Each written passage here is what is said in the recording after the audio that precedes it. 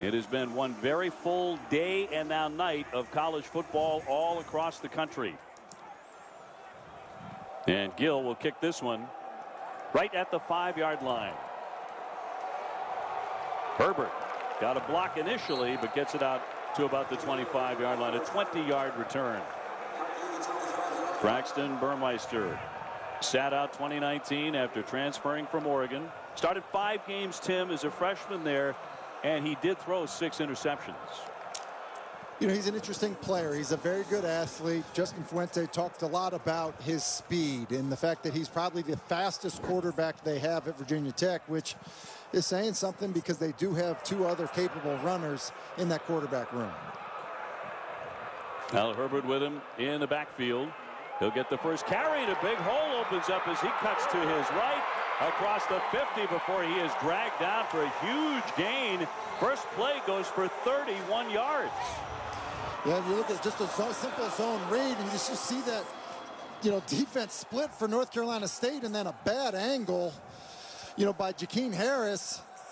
As Khalil Herbert just shows his speed. He's a powerful back, but good speed once he got to the second level. Yeah, they rushed for 14 touchdowns at Kansas, and already quickly across midfield. First down and 10. And off the fake, he'll fire, and that one is complete to Turner. Turner dragged down after a big gain. Well, they call him Big Play Trey, the top returning wide receiver from a season ago. That goes for 16. A nice start here for Burmeister. You see here, just basically his own read. He's going to read that linebacker. As that linebacker steps up on a bubble, there's a little window in behind it. It's an easy throw to start off the night for Burmeister. So the Hokies moving it quickly here. Another first down. Burmeister, the junior, out of La Jolla, California. And in control of the offense here on opening night for the Hokies. Herbert trying to find the edge out there, but he gets tangled up, and he's taken to a stop at about the 30. That'll gain 1 yard.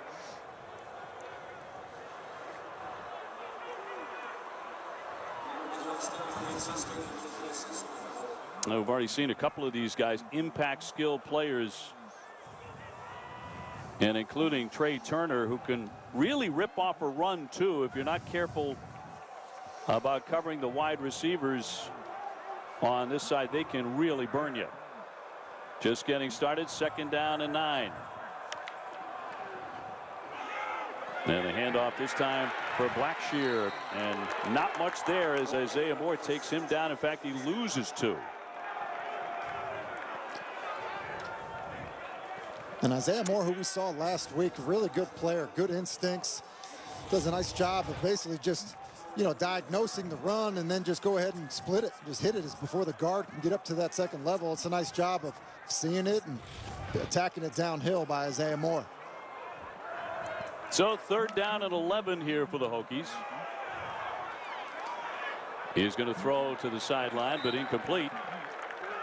So that will go for absolutely nothing after moving the chains very quickly on the first couple of possessions.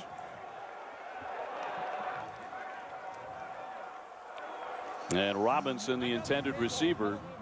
Well, COVID issues got so bad this week for Virginia Tech. Their number 1 and number 2 long snappers were actually scratched, prompting tryouts basically on Thursday.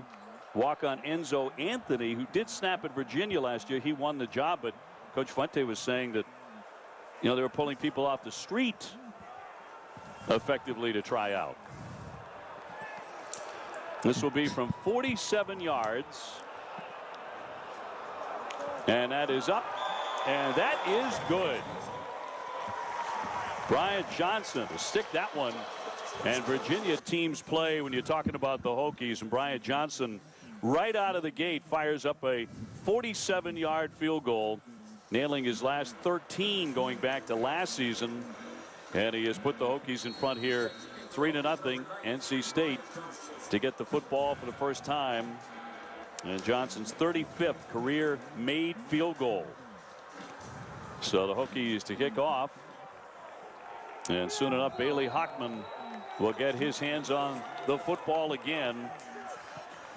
And he led his team, NC State, to a very impressive win last week, 45-42 over Wake Forest. That was Saturday night in Raleigh. Yeah, North Carolina State found themselves in a situation much like Virginia Tech is facing tonight. Bailey Hockman had been available to practice. He had practiced well. The coaches felt like he gave them their best chance to win last week. And after how he played a week ago against Wake Forest, they feel like he gives them the best chance this week. They did throw one pick six in that game. Look out for the trick plays tonight as well. It's Person with the first carry. And stopped by Justice Reed. He'll pick up 2 yards on the first play for the Wolfpack tonight. NC State impact skill players, and they have plenty of them. And guys who can do multiple things. Ricky Person's a guy who can throw a touchdown pass as well. This is Bam Knight looking for that sideline before he is bottled up. And Dave, you said it was Ricky Person and Bam Knight a week ago, both of them just on the field at the same time right there. You know, Bam Knight probably the better all-around back, but you know, Ricky Person is a tough runner. Jordan Houston, who we'll see, has a lot of speed, and then Zonovan Bam Knight, kind of a combination of the two. Well, a moment right away here for Hockman on 3rd and 3. And a whistle and a flag. 11-12 to go here in the first. Offense number 6. 5-yard penalty. 3rd down. Now they're going to get Angeline, a tight end, for that penalty. Transfer from USC, who did catch a touchdown pass against Wake Forest. So back it up to 3rd and 8 for the Pack. Hockman was 16 for 23, very steady in the opener, 191 yards and a touchdown, and ran for one. He's a left-hander. And it collapses, and they come and get him. Reed all over him for the sack. And a loss of 9. Yeah, kind of a long developing play. They're trying to run some crossing routes, and Angeline ends up coming free, but you just see that 3-man rush, just too much for that NC State offensive line, and Reed able to get home. 3 and out. Defense had 38 sacks in 2019. Of course, Bud Foster's defense just got after the quarterback like nobody's business, leading everyone in total sacks going back to 1996. So forcing the punt. And Trenton Gill. Robinson back to receive. Backpedaling to the 25. Going to run it out of there and slips. Otherwise, that could have been very interesting. Long punt of 57. Had a chance to play against him a few times, and it was always a headache. They certainly found ways to get to the quarterback. And did they ever. Hokies up by 3. Breaking out to the left side, and a fine run here by Burmeister. You talked about this before the game, Tim, that what he's going to do is hurt you with his legs. That's 22 yards. And he's a speed runner, not a power runner like Quincy Patterson. It's just quarterback sweep with Khalil Herbert as the lead blocker. And they do a good job of just bodying everybody up, but look how he does. He pushes the perimeter, gets skinny, and then gets vertical. That's a nice job and good move in the open field. So another first down for the Hokies. First down and 10 for Burmeister. Working out of the shotgun. Little play action. He'll take it himself right up the middle. And stopped by Ashford to bring up 2nd down. And that's a good next quick Saturday, decision. A college football triple header coming your way right here on ACC Network and the ESPN app. NC State squaring off against quarterback Kenny Pickett and number 21 Pitt at noon. That'll be Virginia Tech and Duke, followed by Clemson, the number 1 team in the country, taking on Virginia. That'll be at 8 o'clock, our primetime matchup presented by Geico. 2nd down 5 for the Hokies. Another big hole opening up for Herbert. He cuts across the 20 to the sideline. He's gone into the end zone. Khalil Herbert Herbert for 6, 37 yards, off to the races. It's a really good job of Darisaw and Smith on the left side of that offensive line, get great movement, and I've really been impressed by the speed of Herbert here. As you see, Ashford just takes the wrong angle based on Herbert's speed in the open field, and so he runs right through that angle and ends up scoring a touchdown. So he had a 291-yard game against West Virginia, and already 69 yards on 3 carries and a touchdown tonight. He certainly looks ready here on opening night. That scoring drive is 3 plays, 64 yards in just 90 seconds. So the Hokies to kick off on top 10-0 here with about 8.5 minutes to go in the first quarter. Our Geico player spotlight, and it's Ricky Person, who had a terrific season opener with 99 yards rushing, 2 touchdowns. He really did. He was fun to watch for us last week, Dave. I mean, just did a good job running the football. They got down into the red area, used him a number of different ways, and we even saw the Tebow jump pass out of Ricky Person down in tight. To perfection. So he had an outstanding game. So did Bam Knight. Jordan Houston contributed with about 60 yards as well. Then a handoff for Person, staying behind his blockers on the first carry. Stopped by Alan Tisdale. That'll pick up 5 yards. You know, capacity here at Lane Stadium is 66,000, about 1,000 fans permitted in. This is truly one of the great home field advantages in all of college football, the incomplete pass intended for rooks. And Tim, you can speak to that personally, how hard it is to try and come in here and win when this place is packed. Yeah, people always ask me, you know, the toughest place, you know, you've ever played, and it would be in Blacksburg for me. I mean, those stands feel like they're right on top of you. It's as loud as any stadium I had ever been in. And so, you know, to travel and play here without fans or that band in the stands is definitely a different experience. 3rd and 6, Hockman back to throw, and that's going to be picked. Intercepted. Well, it's the second week in a row he's been picked off. Divine Diablo, who has one of the great names in all of college football, with a terrific play. And we thought defense was going to be a concern coming into this game, but Divine Diablo does a great job right there. Just reads the route, undercuts it, and then just an incredible play on the football. He said he likes the pattern in his game after Jamal Adams and Tyrann Mathieu. Well, that looked like it there. What a play. We had a great conversation with him this week. He's such a cool, collected guy and plays a very highly intelligent brand of defense, as most of the Hokies do, and paying off immediately. Burmeister will take it. Nudged out of bounds here on the carry by Ashford. And he's going to gain 5 yards.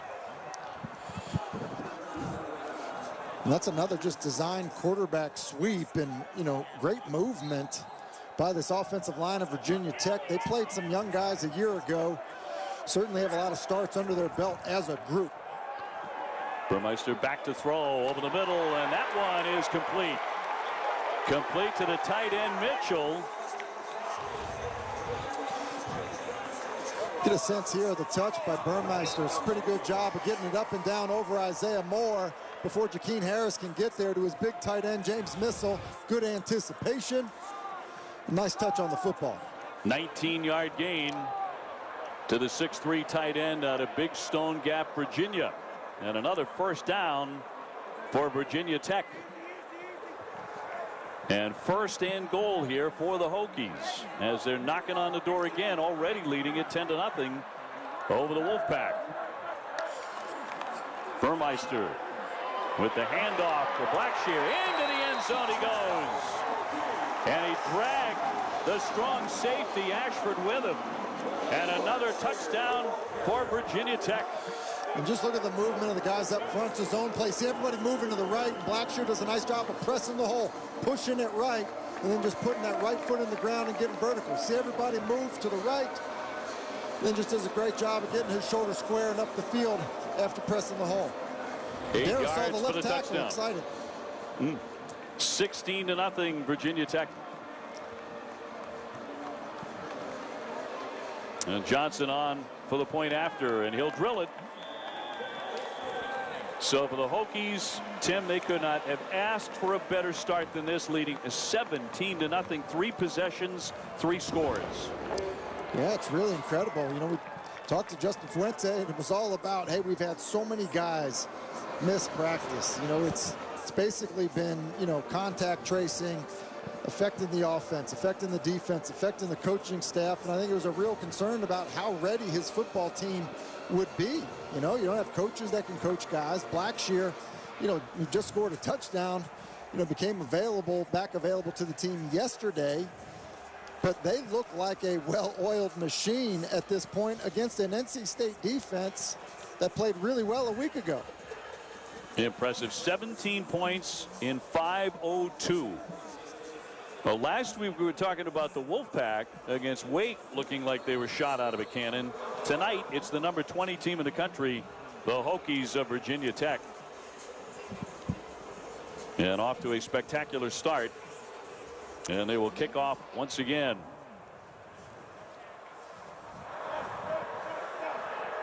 And into the end zone. It'll be down there and out to the 25.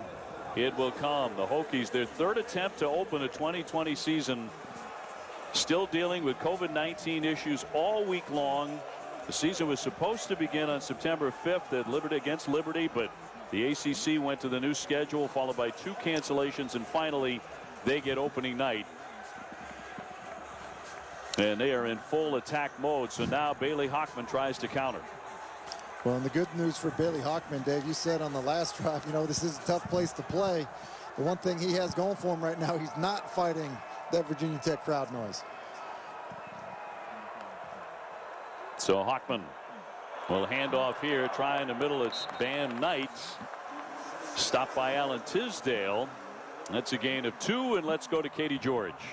Well, guys, when I talked to Tim Beck this week, he was very complimentary of Hockman, and he said even when he threw the pick last week, he was so poised, and he bounced back and drove the team down the field. They had a very casual conversation over here on the sidelines, and they hope he has that same poise today. Knight again. Big hole there, staying on his feet before finally stopped. Divine Diablo just had that pick a moment ago. That picks up 12 yards. And I think for NC State, what they need to do offensively, if they're trying to settle their quarterback down after a critical error, is run the ball on the left side of that offensive line. Did a great job a week ago. I think that's the strength of what they do offensively. Another running play this time by Knight, but not much there. Stopped by Tisdale again. And they want to run behind Ike Ekwenu whenever they can, and the offensive line was huge last weekend. Every Sunday, the offensive staff will hand out bottles of maple syrup to players commemorating pancake blocks from Saturday. And Icky has quite a collection going. He has 41 now. He had 4 from last weekend. The sophomore left guard. Hockman to pass this one. Fires that one complete. And Mezzi finally taken down by Jenkins. And that'll be a pickup of 4 yards for the Pack. And Keontae Jenkins, an interesting player there. You know, the true freshman, finds himself kind of in the starting lineup tonight. And that's a nice play in the open field on Mezzi, who's a big, strong runner once he has the ball. Yes, 6'3", 220, the senior. 3rd down and 4. Hockman in the pocket. It collapses. Down he goes again. He's been sacked twice now. Taken down by Richard Ashby. No shock there. He's one of the best in the business. Yeah, you see Ashby's just going to add on there, and Hockman needs to get rid of that football. I don't know why he decided to hold it. He was getting ready to just throw a little stick route to his right. The last second decided to pull it down, and leads to the sack by Ashby. Ashby led the ACC with 120 tackles out of that middle linebacker spot last season. 2nd team all ACC. So forcing the punt here by Trenton Gill. Taven Robinson back to receive. Both of these sides have outstanding special teams. Robinson looking to get outside on an edge here. He's chased down and taken down at the 15-yard line. A 58-yard punt. He returned it 9 yards. So Virginia Tech with a 17-0 advantage here in the first quarter. We invite you to join Packer and Durham weekdays from 7 to 10 a.m. Indeed, pull up a chair. All things ACC. Spectacular coverage of the conference in all sports. Virginia Tech has already rushed for 108 yards in the first quarter, and plenty of time left here, Tim. Plenty of time, and I don't know that you change the plan with how it's been working. Burmeister, the number 2 quarterback. He'll play fake. He's going to throw that one and complete. And a nice catch made by Robinson to pick up the first down, and then some. 19 yards. And you just take a look here. It's kind of a zone read, one pass option, and Burmeister gets absolutely drilled, but still able to get a good accurate throw in there after Calvin Hart puts him on the ground. Now the Oregon transfer has looked very cool in this start tonight. Out of the gun, into the flat, complete to Herbert, who's been such a factor here early on. He was met by Isaiah Moore. No gain on that play. Moore, the team captain, 3-year starter, chosen by Dave Doran to wear the number 1. It's a special honor, very rare for a non-senior. Only Jalen Samuels was chosen to wear a number 1 as far as Doran's other underclassmen. It was interesting to hear Tony Gibson says as fine of a person as he's ever been around at that age. Quite a compliment. Yes, indeed. 2nd down and 10. Quarterback will keep it. And right into the center of the line. Burmeister goes down. Moore again. He'll get credit for the tackle.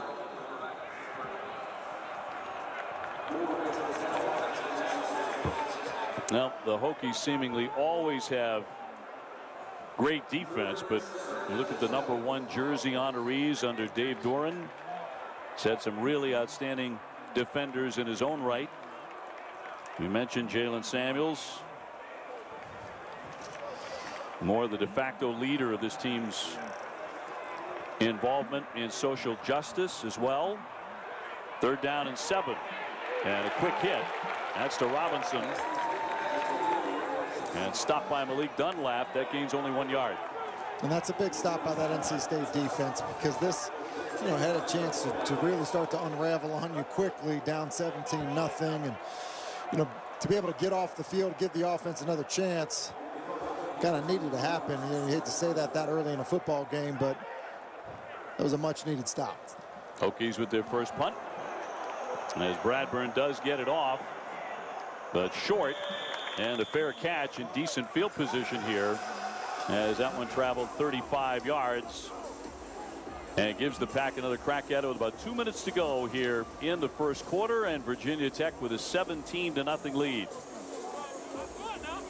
Now the Pack is going to be on the road for 3 consecutive weeks. They're here in Blacksburg, then they go to Pittsburgh, and then to Virginia before their next home game against Duke on the 17th of October.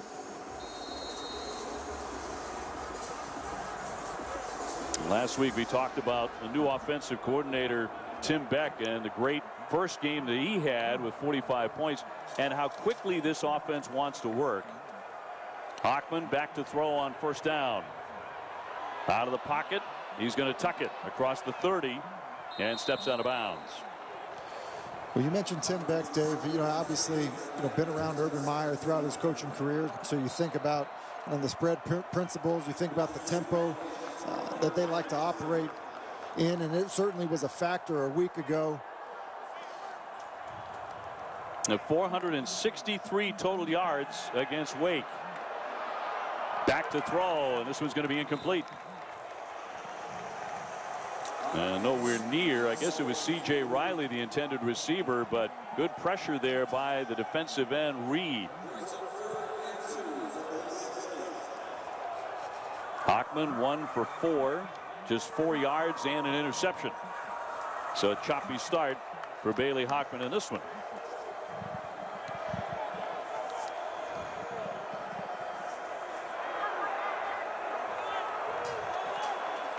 down and 2 for NC State. A handoff for Person. Breaking free. Very tough to take down on that first hit before Diablo tied him up, but that gains 7 and a first down. Yeah, and this is what they need to see.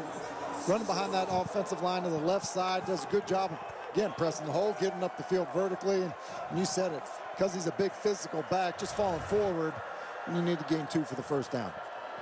6'1", 215 out of Wake Forest, North Carolina, as we approach the 1-minute mark of the first quarter. Hockman handing off again for Person, reversing field, and no blockers in front of him as he is pushed out by Devin Taylor.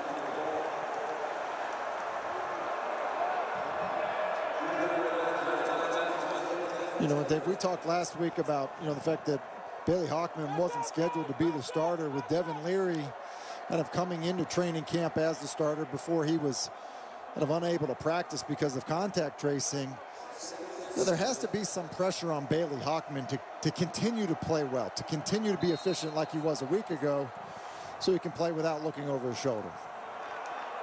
Houston, the back, gets his first carry as he dives ahead. It has to be in the back of his mind, if not in the forefront of his thinking, doesn't it, Tim? You've been in shoes where, there's another guy knocking on the door right behind you. Yeah, I think there's no doubt that's the case. And, especially when Dave Doran talks about the fact that, Devin Leary was not beaten out. It was Hockman's job because he gave him the best chance to win, because, the presumed starter when training camp began wasn't able to practice for nearly 3 weeks. And so, Dave Doran had to make the decision based on who he felt was ready enough to play and, learn the game plan and all of that. And so, yeah, I think when you factor that in, you have to think at some point this season we could see Devin Leary. Nope, they didn't have to run a play. They did not. So we are headed to the second quarter. First quarter has been all Hokies. They're on top, 17-0. Welcome back to ACC Network Football, presented by Geico. Tim Hasselbeck, Dave O'Brien, Katie George with you. Katie right there in Blacksburg. Tim and I broadcasting from our homes as Hockman rolls away from the pressure and fires incomplete. Drive here at the 49-yard line. A lot of pressure there from Ashby again, who's off to a quick start. He's all over the place, and to think that Virginia Tech is doing this without a defensive coordinator, really without a linebackers coach, and guys filling in. Ashby, who's a veteran player, been a very productive player, led the ACC in tackles a year ago, probably out there coaching himself. They're getting great pressure on Hockman. They have all throughout this first half. 4th down and 5, so punting it away. Robinson back to receive, and a fair catch inside the 10. Burmeister out of the gate quickly, Tim. Yeah, and it's a pretty good start for him. And, got him comfortable with some quarterback runs, but some easy throws as well. A little play action here to Turner, coming in behind the linebacker. A receiver coming into his sight of vision, and then the quarterback run. We know that he can do this well. Justin Fuentes told us he was the fastest quarterback in that quarterback room, and he definitely looks comfortable in this offense so far. Starting this drive up 17-0. Blackshear with the carry and a giant hole across the 20 and nudged out of bounds by Harris. 15-yard pickup. They're moving it again. You said a giant hole, and that's exactly what it is. This time on the right side of that offensive line. Just look at the double team work up to Isaiah Moore, and then Blackshear, who's got very good speed, into the second level untouched. Well, Blackshear lived with Braxton Burmeister when a quarterback first got to school, so they are very close. He's going to run it again up the middle and stopped by Rakeem Ashford. 5-yard gain. And you just think about how these transfers have played for Virginia Tech so far. It's Blackshear, it's been Herbert, the transfer from Kansas. Obviously, it's been Burmeister, making an immediate impact in their opening. On 2nd down, quick toss to the flat. That one complete to Robinson. Well, the SEC returned to play today, Tim. The Big Ten and the Pac-12 will be back soon. The national rankings are going to look a lot different soon enough, and so will all of college football. It is good to see a full slate of games. There's starting to be a full slate of games on Saturdays, isn't it? Oklahoma upset today by Kansas State. The carry by Blackshear, the tackle by Drake Thomas. No gain on that one. So that'll bring up 4th down. It's 4th down and a yard. I would expect the NC State, Dave, to, the way that Virginia Tech has been running the football on them, to be more aggressive defensively. They like to play a 3-man front on that defensive line, but I think you're going to need to get players involved in the run game. Bradburn to punt. Thomas will let that one bounce, and the Hokies will nudge that out of bounds. So that one goes for 62 yards. And his staff played a guessing game in terms of prep due to Virginia Tech's COVID issues. He said the first quarter would be a feel-out phase where you're just trying to get used to the guys that you're playing against. From there, they'd make adjustments as needed. Tim, regardless of who you're facing on the other side, were you surprised by the slow start from NC State? I was, Katie. I think, mostly by that defensive front for North Carolina State, regardless if it was Hendon Hooker or Braxton Burmeister or Quincy Patterson for that matter. The fact that, they haven't had an answer to the run game so far for Virginia Tech has been a bit surprising, especially considering they've already played a game. And ran the ball tremendously well in that victory. 2nd down and 8 coming up for Hockman. And the left-hander steps up. Looking downfield, he's going to throw on the move. And going to be incomplete. Well, there's been a lot of pressure on him, Tim. He's dropped back now 7 or 8 times. He's been hit 4 times. Yeah, and that's going to be a challenge. A week ago he was kept fairly clean. He was playing on time. This time Ashby gets to him again. And, it's a lot harder to play as a quarterback when you're under pressure, crowd noise or not. And now he finds himself inside his own 10-yard line on a 3rd and long. And they're just 1 for 5 on 3rd down. It's 3rd and 8. And Hockman will tuck it again, and down he goes. He's pretty effective on his feet last week. Stopped by Pollard, a gain of 2. But not a whole lot there.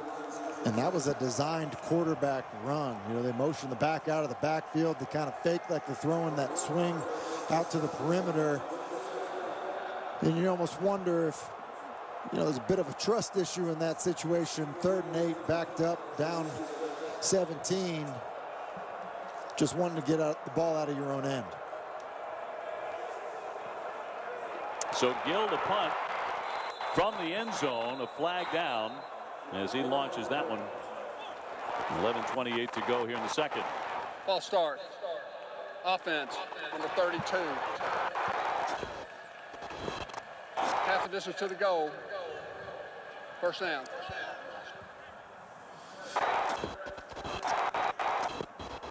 Now Virginia Tech with a 4-game winning streak against NC State. They haven't met since 2015. Hokies 8-5 last year. They were 5-3 in the ACC and went on to play in the Belk Bowl. About to get the football back as Gill knuckles that one back for Robinson, who will scoop that and dart to his right before he goes down. So another drive forthcoming here. 53-yard punt and a 5-yard return. 11:08 to go in the half. There was a taunting penalty on Breon Murray of Virginia Tech on the punt. So 15 yards there. 17-0. The Hokies, not much slowing them down tonight. They scored all 17 of those points, Tim, in just 5 minutes. It's been about the run game. And I would think that NC State has to do something to bring other players into the box. Basically bring other players to the party of that run game if they're going to continue to get so much movement up front with that Virginia Tech offensive line. So much yardage on those rushes. They're averaging 10.8 yards per carry, and going to get a sack here. Isaiah Moore, the man shot out of a cannon to take down Burmeister. Yeah, and you said shot out of a cannon, basically pressures there, and he does an excellent job of kind of finding a rushing lane, and then you just see the good pursuit. It's not a great job of Brock Hoffman kind of sliding off and getting a hand on Isaiah Moore, and it looked like Burmeister maybe had a dislocated finger the way that his hand looked and the way he was looking over to the sideline. So the quarterback is the injured player. Good night, but he is now out of the game with a right hand injury, Tim. Yeah, and you know the way he went down, you know, on his hand, he kind of, you know, looked at it and looked to the sideline, and you know, he's up still on the sideline. Hope he's okay. But if you're NC State, you better buckle up, because you now have a 240-pound quarterback that likes to run in between the tackles now in the lineup. And Virginia Tech have been running the football even without him in the lineup. Quincy Patterson, 6'4", 240. And Blackshear trying to make some room, but dragged down by Drake Thomas. He lost a yard on the play. And going back to the previous play, you see Burmeister put his hand down, and then as he gets up, you know, he immediately kind of, you know, starts shaking his wrist, and you see his hand kind of, you know, in a funny position. It's hard to see, you know, what digit it was, but clearly, you know, he needed a little medical attention at that point. Yeah, we were wondering about the thumb maybe, but it was tough to get a clean look. Blackshear trying to slice inside, and he'll be stopped by Isaiah Moore, a gain of 1 yard. Now, Patterson has not played competitively since 2018 when he was a backup at Oregon. He's known as a playmaker, a dual running and passing threat. 4th down and 22. So no movement there. And a flag down. Ball start. Offense number 17. 5-yard penalty. 4th down.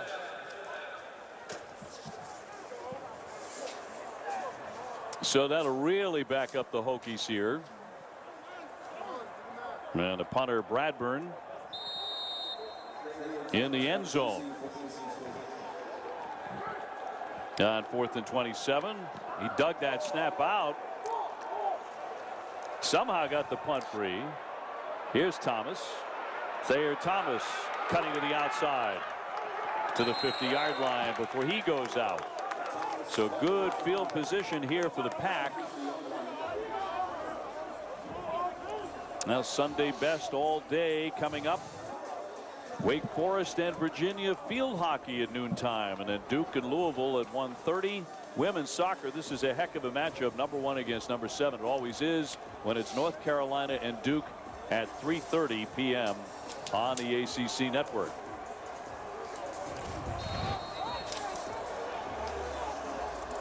So NC State trying to move it from midfield.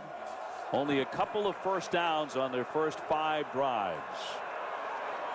And on the carry, here's Van Knight. Straight ahead, 97 yards and a touchdown last week, and he'll gain 12. Yeah, and you see it's that left side. Look at the movement, just a stretch play, push it, Bam. Knight get up the field. Going to go quickly again with Knight. Trying the right side this time.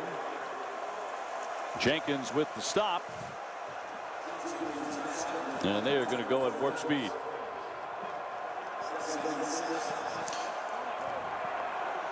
Second down for Hockman. Bam Knight again. Cuts right through the center of the line, and he'll pick up a first down on a fine run and 14 yards. Dave, you said warp speed. Warp speed, I think, helps them. Again, it's just kind of pushing off the left side of that offensive line. Dylan Parham does a good job of inserting and getting a block, and I think this really, you know, could get NC State's offense going. Use that tempo. You know, you do have to wonder a little bit with so many players out and missing time what the conditioning will be like for Virginia Tech. Well, you know, you talk about the other team had better be in shape. The Wolfpack have to be in even superior shape. They've run it 4 consecutive times here. Second down and 8. Hockman will hand off again. This time Person And Person dragged down. And Jenkins with the tackle, a 6-yard pickup. 3rd and 2 coming up for NC State. Now, last week against Wake, their offense went to work so quickly, racking up 185 yards in the very first quarter. A man down, 5 plays, 37 yards, all on the ground. Hockman's just 1 for 6 throwing it, and he's been picked off, and they're going to run it again, and it's going to be Person up the middle. And jumping on his back, and Diablo eventually with the stop. And Dave, you mentioned the play selection. Well, when you're getting this type of movement, there's probably no need to put the ball in the air. Knocking on the door, 1st and goal. He's going to back it in, and a touchdown for Person. Ricky Person, a bright star a week ago, and gets the Pack into the end zone here in the second quarter. A bright star a week ago, and you see him just pouring it up in there again tonight. That's an excellent job of running through contact as Shamari Connor tries to fill, and basically Ricky Person runs right through him on his way into the end zone. A 49-yard touchdown drive. They ran 7 times. And into the end zone, and the extra point is good. Well, the Pack in dire need of a touchdown. They get one, 17-7. 33 limping off. And as mentioned, every play was on the ground. And we know that's their strength. We know that's what they want to do. They have a good offensive line. They've got multiple backs. And so if you're able to just generate some success in the run game and then hit them with tempo, you know, you can see how quickly, even with just running the football, how effective this NC State offense can be. I mean, think about what we saw last week, Dave. I think 7 runs of over 20 yards. You know, it leads to explosive plays as well. Ricky Person is going to wear you out. He certainly did Wake Forest last week, and starting to find his legs tonight. And it has been a while since the Hokies got into the end zone. Remember, all 17 of those points came in 5 minutes in the first quarter. So the Wolfpack to kick off. Herbert and Holston back to receive. 7:22 to go before halftime here in Blacksburg. Take a look at our New York Life drive recap.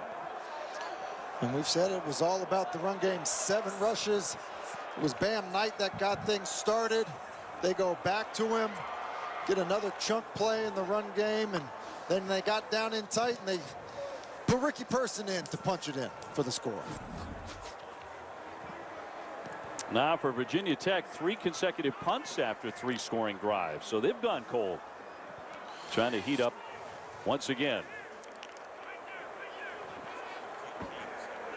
Patterson taking over at quarterback last series, and he will hand off here. Blackshear is going to keep it here to the right.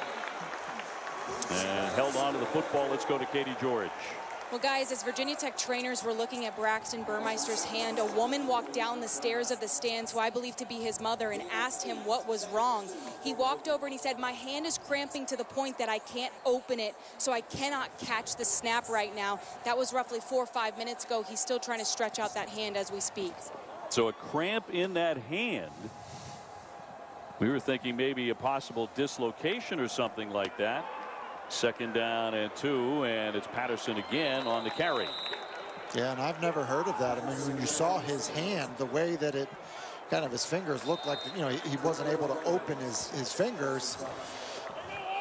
You know, I've seen quarterbacks often, you know, have a dislocated finger, thumb, whatever it may be. Never heard of a quarterback's hand cramping to the point that he wasn't able to open it to catch the football or throw it. 1st down and 10. And Herbert in the backfield with Patterson. 6:15 to go in the half. And with a new quarterback, here's Herbert on the handoff, trying that left side. Stopped by Drake Thomas. 6-yard pickup. Let's go back to it. He's just trying to escape outside the pocket. He's holding the ball in his right hand, and He gets up, and you see his hand right there. It's obviously it's almost looked like it's clenched. It's got to be a scary feeling for a quarterback, for anybody, but. And you almost wonder if he hit something else on his arm that created, caused it to cramp. But that's a big change, because I think I think that Quincy Patterson is not the passer that Braxton Burmeister is. He also doesn't have the speed, and so Patterson is a bigger man. He's a in between the tackles runner, and probably not as accurate of a passer. And you almost even wonder too, with Hendon Hooker as the starting quarterback and Braxton Burmeister scheduled to play, well, what kind of work has Quincy Patterson received with these starting wide receivers? Hooker, by the way, cleared to return to the sidelines, but not to play. So he is able to be with his teammates tonight. He was named the starting quarterback last season. 5 minutes and 25 seconds due to a player's helmet coming off. Please reset the clock. 5:25. So back to 5:25. Hooker won the first 6 games of his career. Guy who also takes very good care of the football, but unable to help tonight because of COVID tracing. That has really hit Virginia Tech especially hard, including the coaching staff. The defensive coordinator can't work tonight.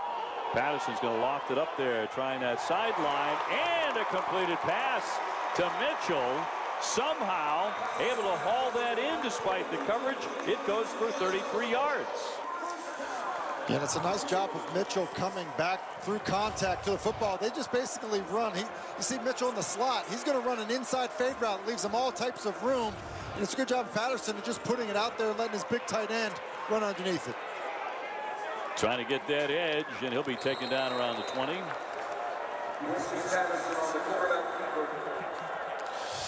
This is what I mean about coming back through contact. Just slightly underthrown, but you see him fight back through contact. You probably could have made the argument that Baker Williams interferes with him because he's there before the ball is there. But, the big 242-pound tight end, strong enough to fight through contact and still make the catch. Patterson with his first pass attempt, and it goes for 33. 2nd down and 6 for the Hokies. And driving late in the second quarter, the handoff for Blackshear, finding some room to operate, and a flag on the play, stopped by Drake Thomas. A gain of 8 for the flag down. 76 offense, 10-yard penalty, 2nd down. That's on the center, Hoffman.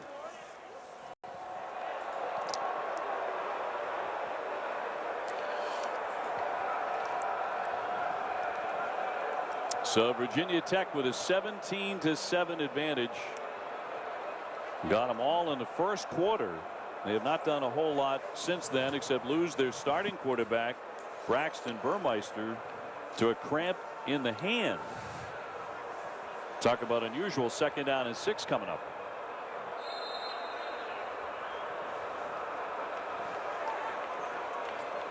So Patterson trying to put together a lengthy drive here. And another whistle. Timeout. North Carolina State. NC State will take the timeout. Timeout will be 30 seconds. With just under 4 minutes to go. We were talking about Hendon Hooker, the North Carolina native who made 8 starts last season. They went 6-2 while he was under center and had a top 3 ACC quarterback rating.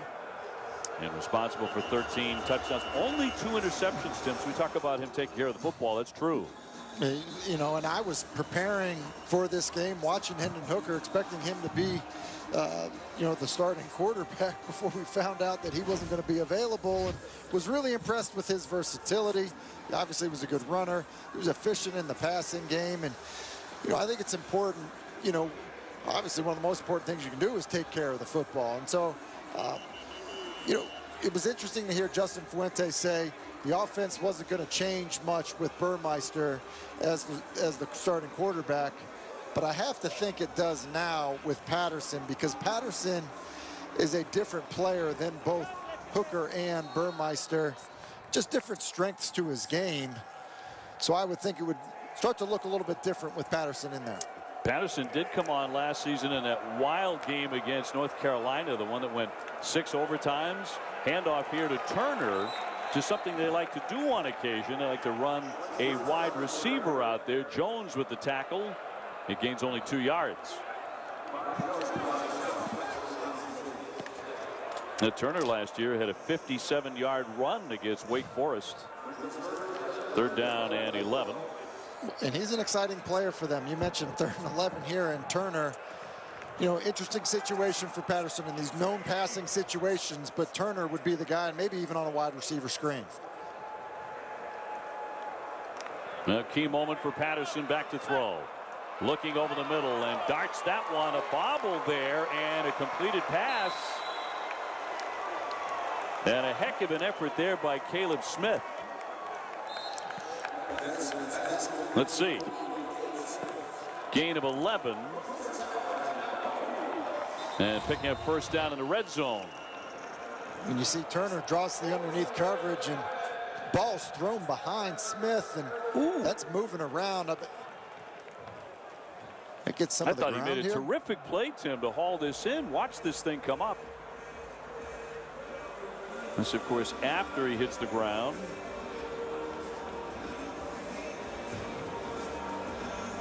I tell you what, that's a hard catch. When you're running a slant and the ball is thrown behind you that far, this angle will be a great angle to look at. It seems to secure it immediately. And then as he hits the ground here, that doesn't look, that ball moves, it comes loose, but it does not look like that ball hit the ground. At least from my angle, Dave. I don't know about yours. I would agree. I thought it was one heck of a play. They needed 11, and if it's complete, they got 11 to pick up the 1st down. But the play is under review. Ruled on the field a completed pass, and of course he is saying absolutely. Caleb Smith, who is a former walk-on, and they are taking a look at this. Yeah, I thought when he hit the ground, spun around, and it came up, that was one whale of a play to hang on to the football. Yeah, and I think what we were looking for is, did that ball hit the ground, because he had to regrip it. Review, the ruling on the field stands. 1st down. I believe going back to last season, you're about 25 for 25. You've not missed one yet. I think you're right about that, and I'm 2 for 2 off of the in-home monitor, which, you know, is quite a feat. Yes, it is. So 3 minutes before halftime, and the drive alive here for Virginia Tech as they pick up the 1st down and into the red zone on the 15-yard line. Turner in motion. Patterson to throw again for the end zone, and it's caught in a touchdown.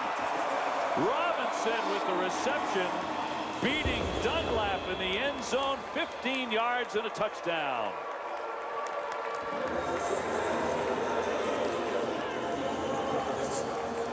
This is a great play by Robinson. Get on the scoreboard for the 1st time since the 1st quarter. It's just a one-on-one ball, hard play action. Just who can go up and make a play on the football in the moment of truth. And the 5'10", 187-pound Robinson does a good job there. You know, a little bit of contact as the ball is arriving, but he does a good job of not extending his arm too much, and then goes and fights for the ball. The whistle's on the extra point, and a flag down, but it goes. Offense number 93. For a false start. Will continue with the try. So 10 plays, 75 yards, and it took a little over 4.5 minutes. And another score here for Virginia Tech. They lead it 23-7, and will try the extra point again after the penalty. 2:48 left in the half. Brian Johnson, who hit a 47-yard field goal to get it going for the Hokies in the 1st quarter. And so that will make it 24-7. And you see the hard play action here, and you have one-on-one down the field. And the ball's left a little bit inside, but it's a good job of Robinson basically saying, look, I ran my route, but the ball's left inside. Doesn't matter what the route is. Go find the football. And Malik Dunlap had his back turned, isn't able to locate the football, and even though he's got a significant size advantage on Robinson, Dunlap 6'4", Robinson 5'10". Robinson's able to go up and get the ball. We expected more of a running attack when Patterson came on, but it was a couple of really impressive passes that were the key to that drive. No question about it. I mean, Patterson he's more of a runner. I mean, that's his game. You know, at 6'4", 240 pounds, he's a load to take down, but you know, a couple of hard play actions, get some one-on-one opportunities down the field, and you know, a good throw to the tight end James Mitchell, and then a nice job of giving your wide receiver a chance to make a play on the ball, and Robinson does just that. So the Pack have to be very careful here on the road tonight. They'll start this drive at the 25-yard line and trailing 24-7 to the number 20 team in the country. And Quincy Patterson coming on as the quarterback. He was one of the 3 quarterbacks who played in that crazy game they played against North Carolina we mentioned last year. 6 overtimes, 3 different Virginia Tech quarterbacks threw a touchdown pass in the Hokies' thrilling win, 43-41. It's really the game of the year in the conference. That was a great game. He also was effective in that game against Notre Dame in South Bend, where you know, they certainly did a lot of good things in the run game. Patterson was a big part of that. Yep, he started that game. So the Wolfpack trying to answer on the run. It's Houston as he'll dive ahead. Very athletic running back, Jordan Houston, 5'10", about 190, the sophomore. He picks up 9. He'll take it again.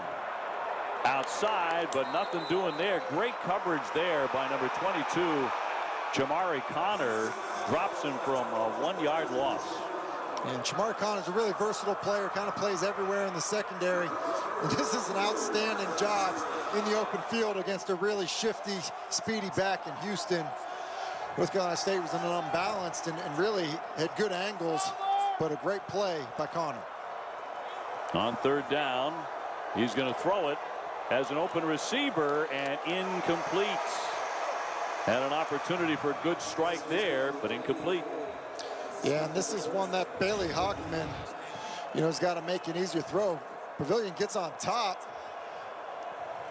You know, it's a play you like to see your receiver make, but he, you know, essentially throws him out of bounds as you see him, you know, kind of have to fade to the sideline.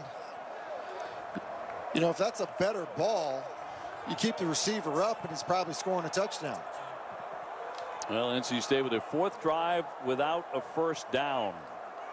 So you really do have to wonder about Leary in the second half, whether or not they'll go to Devin Leary to try and move the football. NC State has to punt again.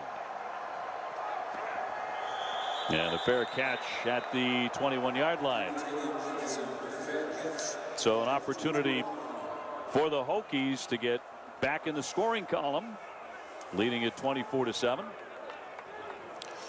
Dave, just to piggyback on the situation with the quarterbacks, I mean, I would be shocked with 1 completion so far for Hockman if we didn't see another quarterback in the second half. Backfield, the 5-yard penalty will be added on to the end of the run. 1st down.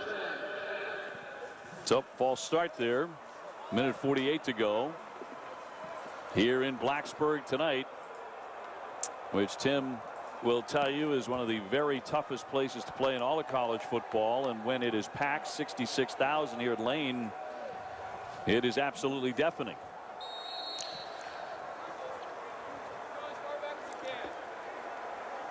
So Herbert will be in the backfield with Patterson, who's come on and impressed as the backup tonight at quarterback.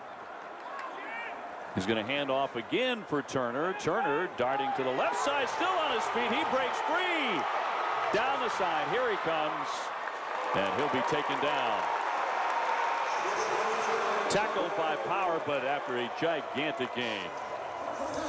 It's just an incredible run by Turner. They're basically going to run him on the jet sweep. They really don't get the perimeter. Look at Isaiah Moore, forces him back inside. And then look at the power of Turner as he breaks some tackle, and then the speed when he gets to the open field. Dave, you called it earlier. They like to hand him the football on plays like that. You can see why. 51 yards for Trey Turner. They have broken some huge ones. Here's Patterson again, looking for an edge outside, and very tough to take down, Tim. You were talking about just what a powerful runner he is. Dawkins with the tackle, but he gains 8. Yeah, you see the challenge that you have of him. You maybe have a hat for a hat, but a good job of a lead block, and then enough shiftiness, but just so strong. It's probably like trying to tackle Cam Newton. I mean, just a big, powerful runner. Timeout. North Carolina State, second charge timeout. 30-second timeout. Wolfpack take their second timeout. 47 seconds before halftime, and Virginia Tech into the red zone again. They have rushed for over 200 yards here in the first half. It's really incredible what they've been able to do running the football, especially when we talked about, the front and even the linebackers for North Carolina State so good last week. But Quincy Patterson's come in the game, and he's been outstanding. He's done an excellent job giving his big tight end James Mitchell an opportunity down the field. And Caleb Smith comes up big for him on 3rd and 11 with an outstanding catch, and then give Robinson a chance to go up and fight for the ball. But Quincy Patterson comes in and got an instant offense for Virginia Tech. Well, he has really infused them with an energy, frankly, they really weren't playing with for a little while, and has really gotten the offense into a high gear. 24-7, and looking for more here. 2nd down and 3.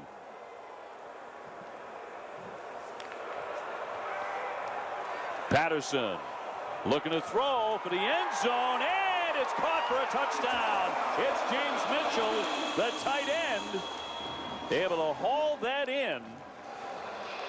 And Patterson saying, the heck with the scouting report on me running the football. I'm going to air it out here. Yeah, and it's the same exact play we saw earlier. It's that inside fade to the big tight end, James Mitchell, and he's just too strong. Bodies up the defender, Baker Williams, as he goes and fights for the ball, and Patterson's 4 for 4. In large part, what's happening, Dave, is NC State is bringing safeties down into the box. They're getting one-on-one coverage, and so when your wide receivers, or in this case tight end, goes and fights for the football when in a one-on-one situation, helps your quarterback out quite a bit. Patterson 4 for 4, 75 yards, 2 touchdowns, throwing the football. So the scoring drive gets them into the end zone again. Look at the scoring so far last season, 30 points per game, 6th in the ACC. Tonight already with 31. We talk to these coaches who haven't played games, who have had players miss because of contact tracing or other things that have, kind of made training camp and spring practices, been difficult. But it seems like Virginia Tech, the long wait to play an actual football game, they were ready for it. Right. I mean, we're talking about 18 to 22-year-olds for the most part, right? You can never really predict how they're going to react. As rough as it has been on the Hokies, they look like they're having the time of their lives. They're up 31-7. Here's Person trying to return one as he is knocked backwards and knocked backwards on his rear end by Connor. So 36 seconds to go before halftime, and the Hokies leading at 31-7. So a huge story is Quincy Patterson, the sophomore quarterback, coming off the bench to relieve Braxton Burmeister, whose right hand cramped up. He couldn't take the snap. And Patterson has come on and played brilliantly. It's been almost a break for Virginia Tech because of the way Patterson has played. 1st and 10, and a pass complete over the middle and caught by Carter to pick up the 1st down, and they're going to want to go very quickly here. Bailey Hawkman trying to get another score. That went 19 yards. 1st and 10. Plenty of time. Gets it off. And another completed pass. Rooks with the reception. got that one off for 22. Timeout. North Carolina State, third. Final charge timeout. The timeout will be 30 seconds. So NC State will take their final timeout of the first half. ACC football coming up at noon next Saturday. It'll be NC State against number 21 Pitt. Then at 4 o'clock, these Hokies against the Duke Blue Devils. And then Virginia and number 1 Clemson. And that's at 8 p.m. our prime time game next Saturday on the ACC network.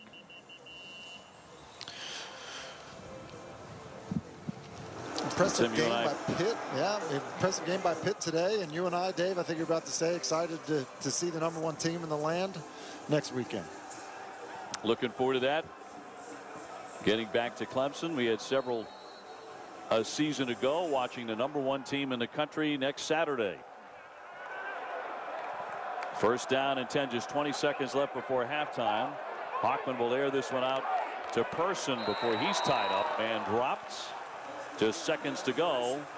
31-7 Virginia Tech. That gains 4 yards.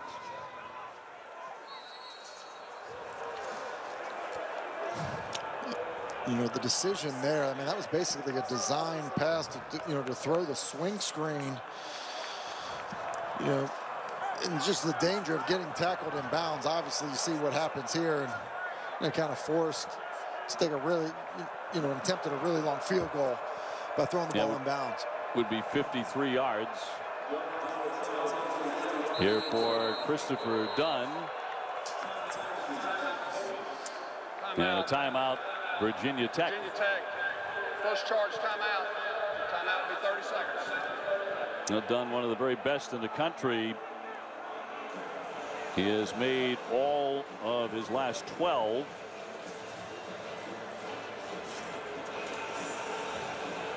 NC State looking to get on the scoreboard again right before halftime. Again, this will be from 53 yards.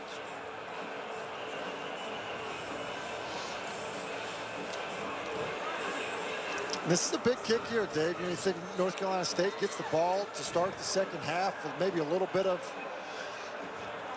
a little bit of good momentum going in at halftime would certainly help with how this first half has gone for North Carolina State. Now the Hokies, with all of their problems with COVID-19, overcoming those in a huge way in the first half. 53-yard attempt now for Christopher Dunn, the junior kicker for the Wolfpack. Now the kick is up, and the kick is good from 53. So Dunn sticks it. That'll make it 31-10. And we are at halftime here in Blacksburg, Virginia. There is a penalty on the play. So flag down. After the play, sportsmanlike conduct under 79 offense. That 15-yard penalty will be enforced on the second half kickoff. It's number 79's first and sportsmanlike conduct foul. That's the end of the first half. Nicky Eguano with that penalty, but Virginia Tech 201 rushing yards in the first half. They got it rolling in the air. That really got us marveling because he was supposed to be a run guy. He has turned out to be a pass guy too, and a clutch guy, as he has done it now a couple of years in a row, come off the bench and really help. Let's toss it down to Katie George. Well, Dave Doran said everything I did not want to see in a first half happened there. Missed assignments on defense, missed tackles. We didn't protect the quarterback. I asked him if we could see Devin Leary. He said anything's possible, but he did say this is not Bailey's fault. We have to coach better. We have to play better. We're not sustaining anything at this point. We know they're conservative. They're going to continue to run the football. We have to find a way to stop them, guys. Now, Billy Hockman's been under a lot of pressure, Tim. Pressured often in that first half. We shall see how the second half goes For the junior quarterback, he is back to throw on 1st and 10. First play of the second half, and throwing down the middle. That's going to be broken up. And Chapman able to break it up, intended for Devin Carter. Yeah, it's interesting to see North Carolina State take a shot to start the second half. I would have expected them to continue to try to get the run game going. You got a quarterback that's now 4 for 11. Maybe find a way for some easy completions for him. 2nd and 10, throwing short this time. A little slant here and complete. On a 2nd down to Imezi, and again they're going to try and go and go and go as quickly as they can. They'll pick up 10. And you think conditioning would be a factor for both teams, but you know, with the situation, this being Virginia Tech's first game, I think going tempo makes a lot of sense for NC State. Handoff for Ricky Person, trying to weave back to the right before he is stopped by Tisdale. And we'll see if Ricky Person takes over this game the way he did for long stretches last Saturday against Wake when he rushed for 97 and a touchdown. He also tossed a touchdown pass and returned a kickoff. He did about everything you can on the play action. A completed pass to Carter for the first down.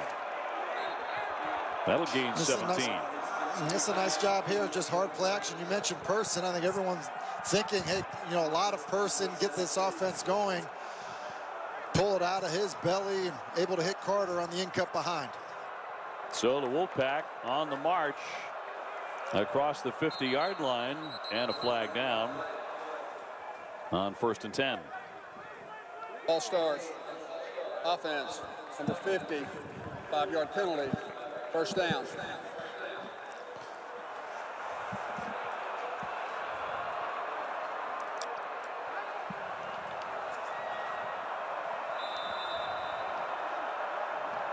So it brings up 1st and 15 for the Pack. Try and battle back for their 2nd victory in as many weeks. This is the opener for number 20 Virginia Tech. After multiple cancellations and the schedule being redone, finally getting on the gridiron and on the keep. Here's Hockman. He'll trot out of play. Got another flag down. Gain of 6.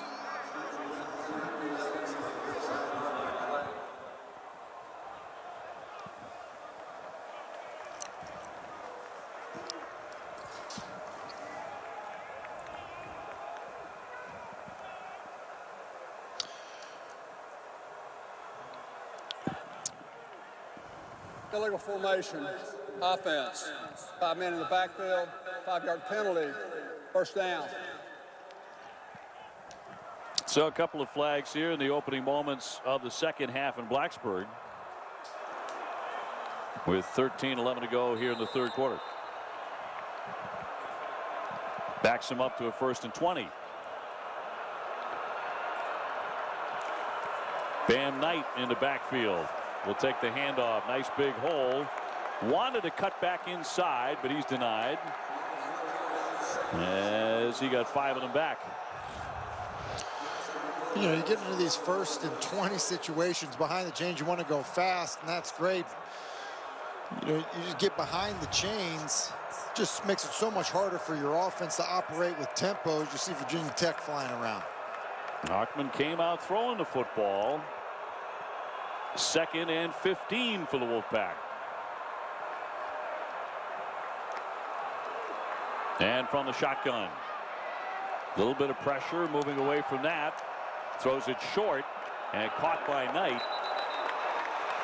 That play kind of broke down. The stop by Diablo had a big interception in the first half. Had a tremendous athletic play on it too, diving, laying out to Pickett.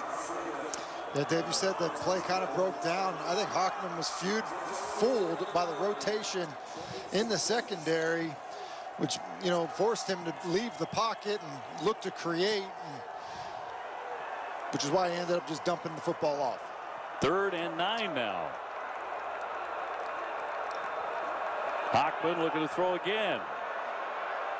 Looking into the flat, and it's intercepted. Picked off once again. That's Diablo. Actually, it's Murray Murray with the pick. And another interception of Bailey Hockman. And a 50-yard return. Yeah, Bailey Hockman can't do this. He kind of holds on to the football. It's fading away. Definition of throwing late outside, falling off your back foot, leaving the ball inside. And Murray, that's an easy interception there. You see the quarterback staring it down late, give you an opportunity to drive on the football. Critical mistake.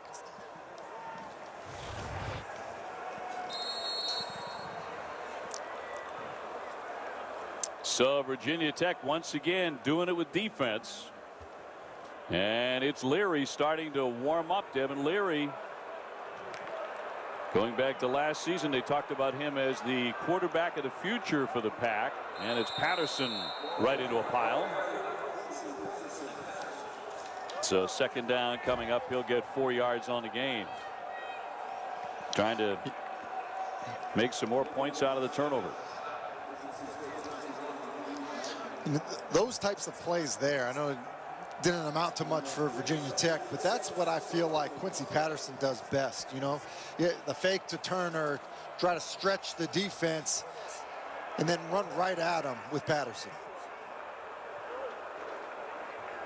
On second down, Patterson. He's been so effective throwing it, going to the end zone again, but this is going to be overthrown and incomplete. Intended for Trey Turner.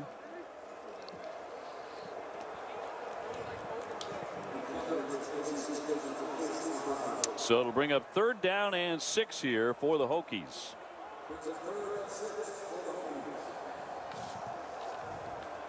Quincy Patterson, the sophomore from Chicago, trying to get him into the end zone again.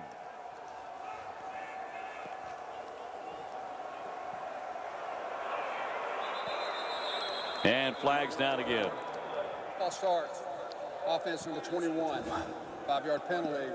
3rd down.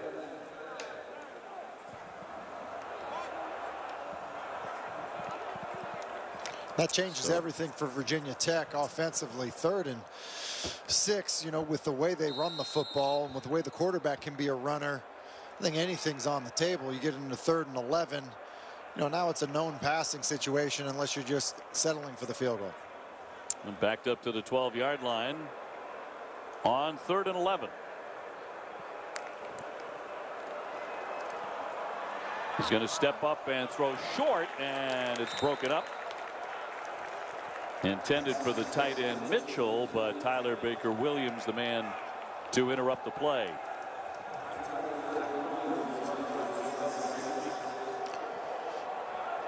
So this will be a 29-yard field goal attempt by Brian Johnson, who's already stuck one from 47.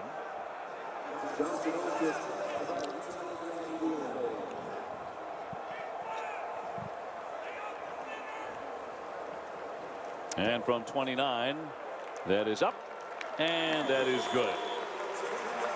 Virginia Tech extends the lead to 34-10 over NC State on a Saturday night in Duke. Now back in Blacksburg, and Virginia Tech lengthens the lead to 34-10. NC State up against it. We talked about Bailey Hockman struggles tonight, 7 for 15, throwing at 82 yards. He's been picked off 2 times, and Devin Leary warming up there on the sidelines, the quarterback. Last year they were talking about him as the future of the program. He can do a lot of things. He can run the football.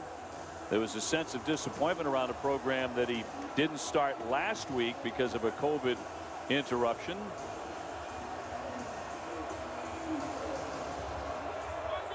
And he wasn't beaten out by anybody. Right now staying on that sideline. And Hockman will hand off here for Person. Trying to move it ahead. Stopped by Belmar, and a 5-yard gain.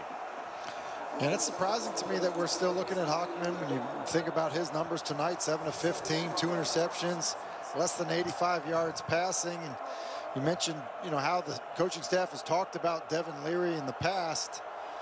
I'll also say if you're Hawkman, you throw an interception that goes down into your own red zone, and you see your backup quarterback warming up, not exactly a great feeling. No, I would think not. Not a confidence booster. He's going to fire that one up there and incomplete. Again running for his life, and pressure by Tisdale again, who's had a big night, the linebacker. And in fairness to Hawkman, we've seen a lot of this, and we've seen a lot of pressure on the quarterback. And you got to stand in there and get hit sometimes, but he's been running around trying to create quite a bit of offense for this NC State group. 3rd and 5, looking to throw again. And he's going to be taken down from behind. The tackle on the play by Reed. Justice Reed for a 6-yard loss. Reed's been sensational. Reed has been. And this is just great effort to the quarterback. As you see, he's initially blocked. Hawkman holds on to the football a little bit, and then as he tries to escape, just good pursuit, not giving up by Justice Reed. They kind of joked about him that, with 2 medical red shirts, that he's a grown man. He's maybe looks like he's 30 with that beard. And he sure does. But he's certainly playing like a young guy right now. Gill to punt again on 4th down and 11. Tavian Robinson will await this one. And that one gets through the hands. It's loose, but it looks like Virginia Tech has come up with it nonetheless, as they fall on it and they have possession. So that punt, 56-yard. We've been talking a lot about Devin Leary coming on, and how about Braxton Burmeister, the starter tonight for Virginia Tech. He's going back in there. Patterson, 4 out of 6, 75 yards, 2 touchdowns. What a lift. And what a guy to have come off your bench. He was outstanding. Herbert in the backfield along with Burmeister, whose hand is apparently healed, and he's breaking away down that left side. Got a block, and out he goes for a big gain. Yeah, and I think if your hand is bothered, one of the best things you can do is hand it off to Herbert, because he just picks up where he left off in the first half. Just an excellent job of blocking up front, and then the speed of the power back for this Hokie offense. 24-yard pickup there, 1st and 10. And the Hokies driving it again. In their season opener, they have not looked rusty for a minute. The handoff, and instead he's going to keep it. Quarterback to the left and steps out. That's something that Burmeister can do as well. Finally taken out by Battle, but a 16-yard gain. Yeah, and this is kind of what we expected to see with him in the lineup. It's that zone read. You see as the backside squeezes down, it's Joseph squeezing down on the run play. It's Burmeister who just decides to keep the football and that speed on the perimeter. So into Wolfpack territory.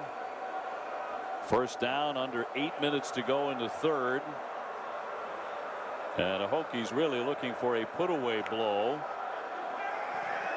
Burmeister back to throw, and fires that one too strong and incomplete. Intended for Herbert. Dave, I typically would be against taking a quarterback out of the game, and Quincy Patterson, who played so well, but in this environment where we've now seen in 2 consecutive weeks 2 presumed starting quarterbacks not in the lineup as starters and their backups playing, I do think it's a good idea to have as many guys ready at the position as you possibly can, because it is a long season and you're never sure who's going to be available. 2nd down and 10 for the Hokies. Burmeister looking to fire up again, this time a long one, and should be a flag there. And indeed there will be on pass interference on Baker Williams on the trip. Tyler Baker Williams just gets beat. Again, it's that inside fade, which is a tough play against man coverage, and he just grabs, and then they get their feet tangled, but that initial contact is clearly PI. Probably saves a touchdown, though. Absolutely.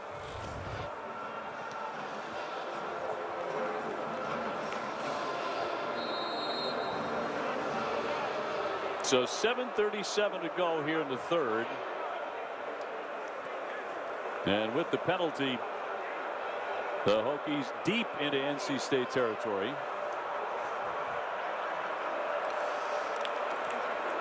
Burmeister.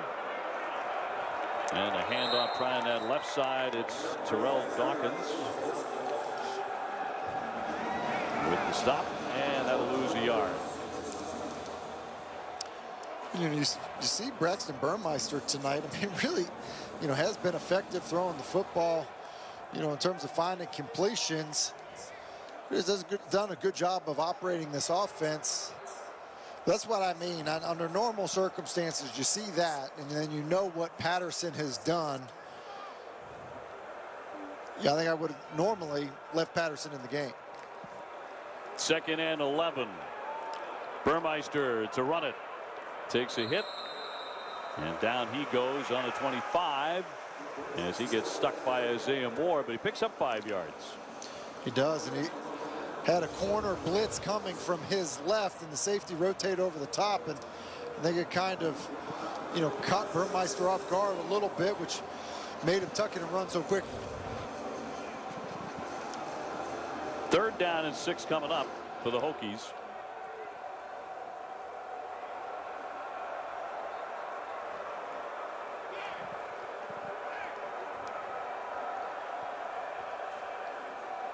And the clock continues to run here.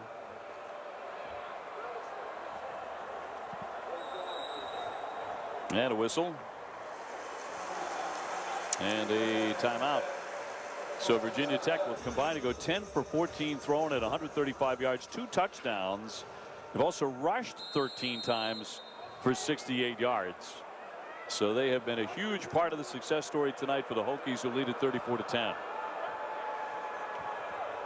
Burmeister returning after a hand problem, cramping in his right hand. He's going to roll and now run for his life. And he's going to be taken down by Tyler Baker-Williams. They were trying to throw a throwback to the tight end Williams, see fake kind of quarterback sweep to the right, but Baker-Williams just ends up getting penetration, and because they end up with a sack there, it's going to make this a really pretty long field goal. It's going to be 49 yards here.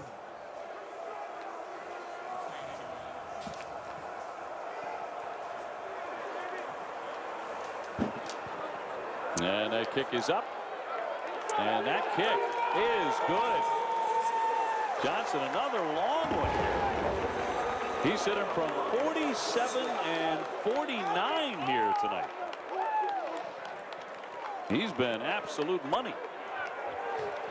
I said to you, when I think about Virginia Tech, maybe it's my playing career, but I think tough defense and I think amazing special teams, and I've certainly seen some of that tonight with the way Johnson has kicked the ball.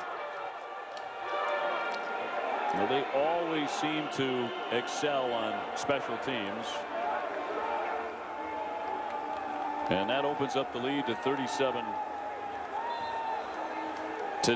and 4 consecutive scoring drives for the Hokies. You see Tim Beck talking to Devin Leary as Devin Leary gets ready to come out, and I'm a little bit surprised that we didn't see Devin Leary to start the second half. And I know that Dave Dorn said that it wasn't all Bailey Hockman, and it most certainly wasn't in terms of things that went wrong offensively in the first half, but it seemed like they needed to get something going, and with a week of practice under his belt, I would think that Devin Leary should be ready to go. So we shall see how this works out. Leary was going to be the guy if not for COVID-19 issues last week. Some were surprised he did not start the game, and indeed ended up playing the game, and here he is finally getting in with 5:22 to play in the third quarter in week number 2.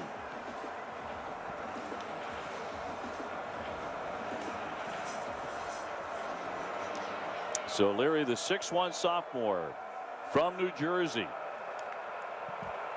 They believe he is going to be a standout. Here's Knight talking about standouts. He'll take a pop out of bounds. He goes, but Bam Knight stopped eventually by Connor, picks up 13.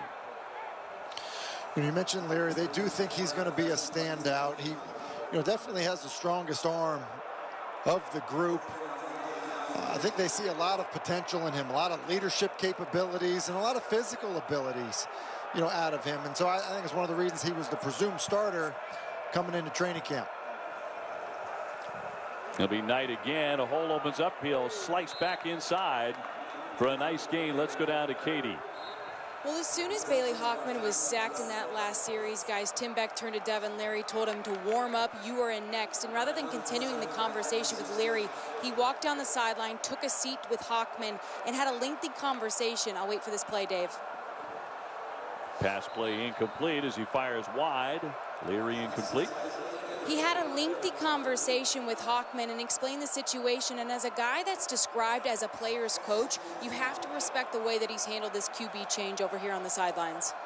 Well, both of you guys, having been athletes, for long stretches of your lives, I got to believe you find that the right way to do it, right? Oh, I don't think there's any question about it. You talk to both guys, and look, we've talked to, about playing more than one quarterback. Might not be the last time we see Hockman, as a starter. We're playing for NC State. Leary's finding the same difficulties that his predecessors did as Kendricks goes and gets him. And that'll lose 9 yards. Yeah, and I think that, it's a challenge in these situations, Dave, to come in off the bench when you haven't been doing a great job protecting. It's kind of like, throwing another player to the wolves, if you will, for a defense.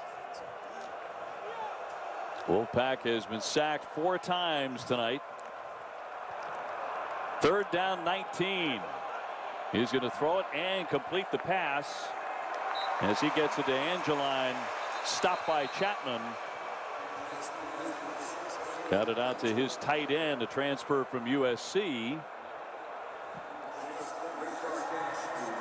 And about 3.5 minutes to go in the 3rd, and the Hokies with a big 37-10 lead. Hokies have not had an opener this late in 70 years, since September 30, 1950, when they played Quantico. And so far tonight, they've really enjoyed it, despite the circumstances. 4th down and 8. He's going to throw it anyway. That's going to be complete as he darts the pass to Carter. Carter's still up before he is dragged down just shy of the 10. And this is what the NC State coaches like about Devin Leary. You see Carter's just going to basically run an in. And that ball is right in between the 8 and the 8 as soon as he turns around. Kind of a deep curl, and the ball shows up quickly. He's going to roll and fire, and that one complete. Imezi with the completion.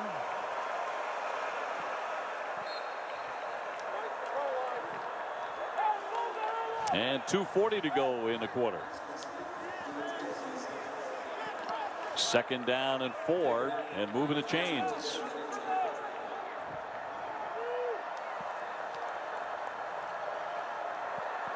Devin Leary taking over at quarterback. From the shotgun. Throws for the end zone. And touchdown. Caught by C.J. Riley. And it did not take Devin Leary too long to get in. It sure didn't. This is an excellent throw. Back shoulder fade. It's hard to defend as the corner wants to play over the top. See, high and away is where you want to throw that football, which is exactly where Leary did. And the 6'4" C.J. Riley does a nice job of adjusting to the ball. It's a big 4th and 8 conversion, Dave, to, on a nice throw to Carter, which gives that offense a little bit of life. Done for the extra point. And that'll make it 37-17. Leary 4 for 5, 60 yards and a touchdown. And NC State fighting back with Devin Leary. Good ball placement.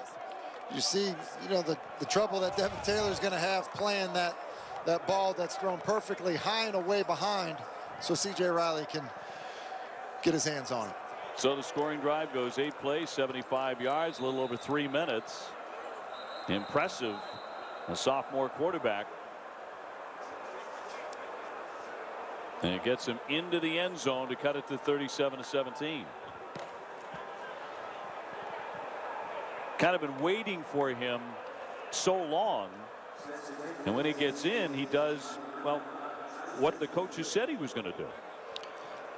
I agree. I think it's the first time we talked to Dave Doran, and he basically raved about the arm talent, the ability as a thrower. And it's pretty evident when you see the ball come out of Devin Leary's hands, you know, why coaches would be excited about that. So Trenton Gill to kick off. Jalen Holston on a low line drive kick, and he'll scoop it up, tiptoeing that sideline. And down at the 25. So 25-yard return for Herbert. And just a little over 2 minutes to go here in the third, 37-17, and the Hokies to take over. He did bring Braxton Burmeister back out to play quarterback after he had missed some time because of a hand injury, cramping in his hand, which Tim's played so much quarterback in his lifetime, had not heard of that before or seen that before. Never heard of it or seen it. It's kind of interesting. You almost wonder if, you know, when he hit the ground, if something triggered that. But it was good to see him healthy and back in the lineup. Takes the snap. He's going to run it. Following his blockers. Nice spin move there before he's taken down by McNeil. A very exciting runner, too. 13 yards. I was going to say, you see the suddenness of how he runs. You're right. It is exciting to see him. There's a little bit of shake to him. There's, you know, kind of an aggressiveness to him. You know, he's not a huge guy, so the hit at the end there would be concerning. But that's how he plays. Yeah, I went back and watched him a little bit in high school. That's how he played, and saw some of it at Oregon as well. 1st and 10 for the Hokies. Holston there at the running back alongside Braxton Burmeister. He tries the center of the line, breaks free. Pretty nifty run there, stopped by Baker Williams. But Holston getting into the action and picking up a first. Holston's getting into the action, and you just see the movement. I mean, guys getting covered up. Drake Thomas just, you know, basically getting swallowed by that offensive line. And I don't know about you, Dave. I'm still getting used to the number 0 on the uniforms. A man down. The injured player is Khalil Martin, number 21 for the Wolfpack. Free safety. The freshman out of North Carolina. So he is down with 1:17 to go here in the third. NC State making noises like they're coming back in the game, but the Hokies are up by 20.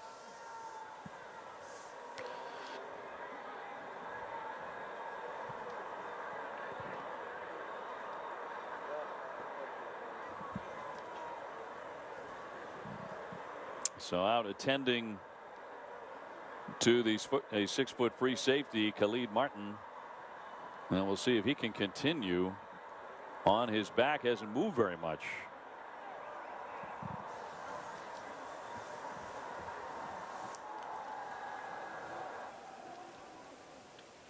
And plenty of concern. Rose and applauded him.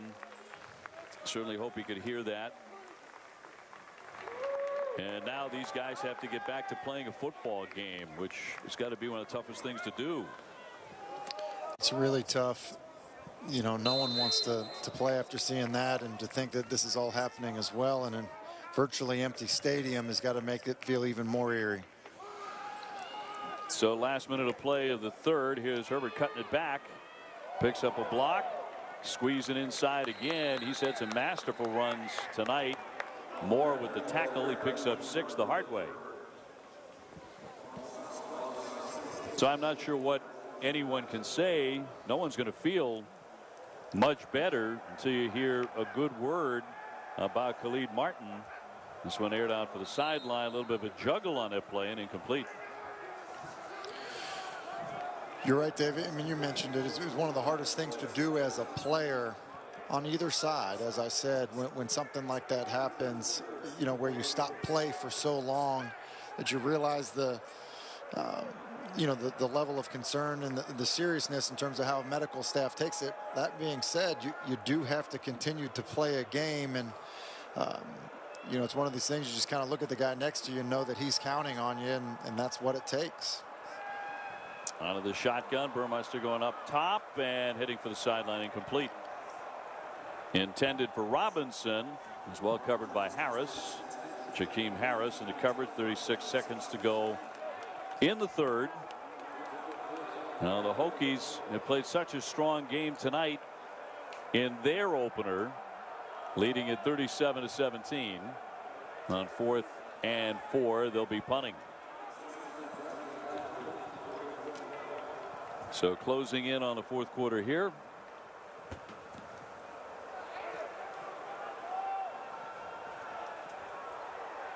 And they will kill it right there. So going to be a long drive here for NC State. Divine Diablo able to get down there and get a hand on it. He's had a terrific game too. He had a big interception early. Been really impressed with him. I enjoyed talking with him this week. He clearly loves to play, loves to be a student of the game, and it was interesting to see him down there on the punt team. Kind of typical for a Virginia Tech defender. Sure is. 37-yard punt.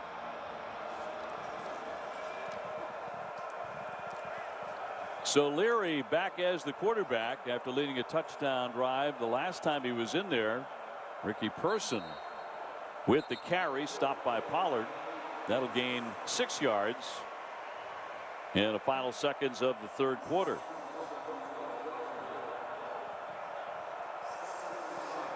It has been such a strange and difficult week, particularly for the Hokies. I mean, up until this morning, they weren't 100% sure, or even close to that they were going to be able to play. But as they head for the fourth quarter in their opener, they lead 37-17 over NC State here on our ACC Network primetime broadcast. The 17 Virginia Tech. The Hokies very quickly scored 17 points in a little more than 5 minutes in the first quarter to take control of this game. Getting the fourth quarter started. They hand off for Person on the spin. Stopped by Justice Reed.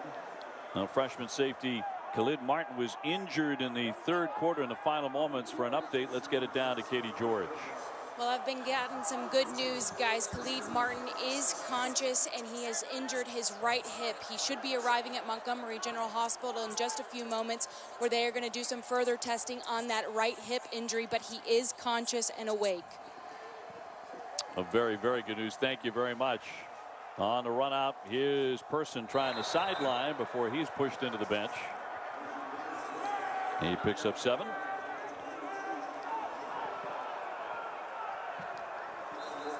And if we get any more updates on Khalid's condition, we'll certainly pass those along to you. I'm always happy to note there is a hospital 5 minutes away from the stadium. Yeah, it's great news, and good to get that report, and hopefully we continue to get good news on Khalid Martin. Out of the shotgun, Leary running for his life a bit. He'll fire that up incomplete to the sideline. A dangerous throwaway there by Leary as he escapes outside the backside of the pocket there. Typically you want a little less adventure in your throwaways. We talked an awful lot about COVID-19 and all of the issues, particularly that Virginia Tech had to endure during this week. I mean, there were points during the early part of the week. It looked like there was no way this game was going to be played. Obviously, the Hokies are delighted that it has been, and the way they have performed, as that's going to be another incompletion. And Tim, to your estimation, what is the most difficult aspect of living through the COVID age as a college athlete?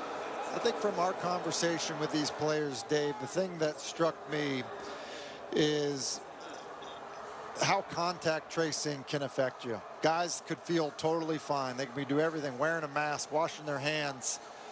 But just being within 6 feet of somebody that tests positive can shut you down for 2 weeks. And we're looking at a quarterback that missed nearly 3 weeks, and he was never ill. And so I think that uncertainty and the anxiety associated with that has to really weigh on these guys. Leary will fire, showing off some of that arm strength. And a completed pass to Riley. Let's go back to Katie.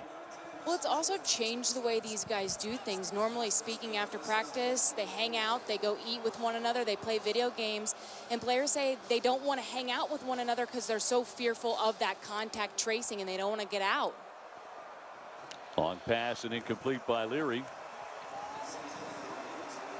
I mean, I think that's so true, and so much of, why you love to go to college has been stolen away from so many athletes. Yes, being on a team, hanging with your buddies, and solving the world's problems in your dorm room. And I think that if you're afraid to do that, or even kind of being a leader, picking a teammate up, whatever it may be, not having the ability to do that, or feeling like you're doing something wrong when you do that, just is counterintuitive to, I think, what it means to be on a team and be a teammate.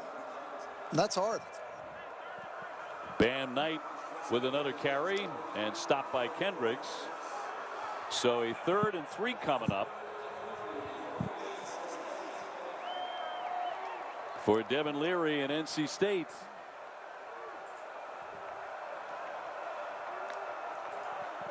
Under 13 minutes to go in the contest, and Knight staying on his feet, keeps churning ahead. Divine Diablo will get credit for the tackle, but Knight is so tough to bring down. Yeah, pretty good run on 3rd and 3. As you see Iquanu pull and do a good job kicking out on Justice Reed.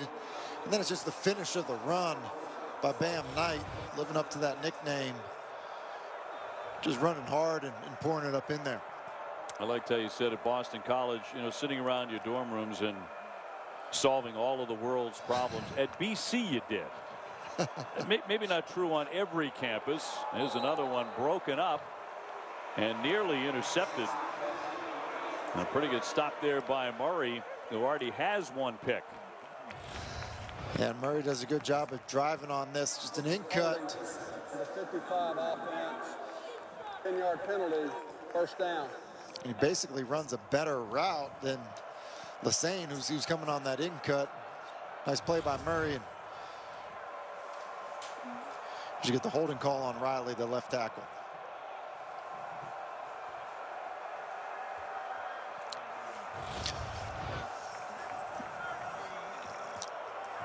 And sometimes you get your money's worth with your hold, Dave. Oh yeah. Not just a handful, but maybe a full-on tackle takedown at that point. Yeah. As a quarterback, everywhere. you appreciate the effort. Brings up a 1st down and 20. And he'll fire that one complete to Carter. Down at the 50. Gain of 8 for the Wolfpack. I'm trying to make something happen here in the 4th quarter. And I'm somewhat surprised we're not seeing NC State go faster, considering that's what they want to do. Exactly. Very different tempo under Leary, and knocked off his feet is Bam Knight by Holyfield. He'll gain only 1 yard on that carry. But last weekend, time and time again against Wake Forest, they couldn't go fast enough. I mean, immediately at the line, and it's a great distinction by you to point out with Leary, it's been different. And I think that has to be somewhat connected to the fact that he's missed so much time. He's in a 3rd and 11. Throws short out into the flat. Person with the grab and knocked out of bounds by Connor. So that will get 7 and bring up a 4th and 4. Quarterback is a position where you need the reps. You need to, and this is a new offense. Tim Beck is new this year. They had 4 spring practices, and then if you paused training camp for 8 days. You have a quarterback miss 20 straight days of practice. You know, it's hard to have him ready with the signals and route adjustments and everything you may expect your quarterback to know. Now coming up on 10 minutes to go. They're down 37-17. Got to go for it here on 4th and 4. Pressure, and he's going to be tied up and taken down. Holyfield with another big play and another sack of the quarterback. Well, they had 38 of them, the Hokies did last year. Off to a great start tonight. Well, Ryan Smith stepping in at defensive coordinator decides to heat North Carolina State up on 4th and 4. And it's Holyfield. The case has been splendid as well with 6 sacks. Just picked up another one and 2 interceptions to lead the way. Back to throw and dumping that one off, a short one to Herbert, and he is off to the races across the 30. He dives for the end zone. And another big play by Herbert. Jakeem Harris able to nudge him out before he got to the end zone. Well, he already has 100 yards rushing. Now they hit him on the slow screen. You see kind of a cross screen. He comes from the right side. It's well disguised. It's well, develops great. And then a good job of Herbert just using his speed. And Dave, I have to say, I've been really impressed with the speed of Herbert.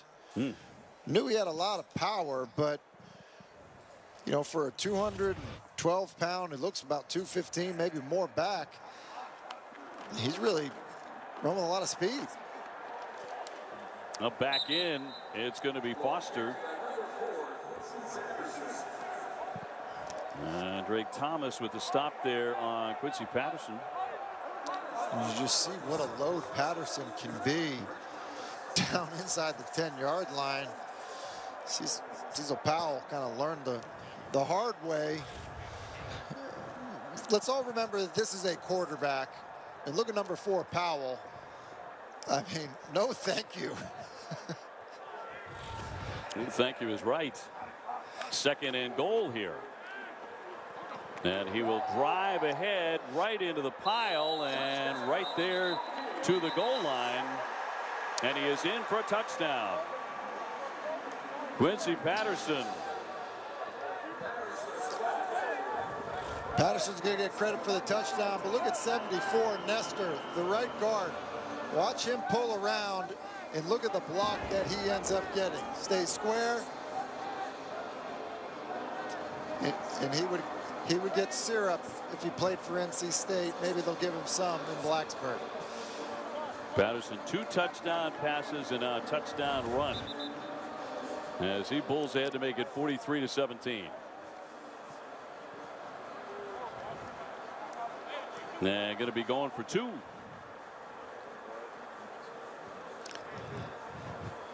It's just weird to see that touchdown run. Let's go for 2. Let's put the other quarterback in. Burmeister on a run out to the right, throws, and they're going to get it. Caleb Smith with the reception, and they convert 45-17 lead with just under 9 minutes to go here in the 4th. And so the offense has clicked. They did from Jump Street tonight. The defense has been sensational. Quincy Patterson getting in. Braxton Burmeister moments ago with the 2-point conversion, so it's all fallen their way and really started that way since the opening quarter.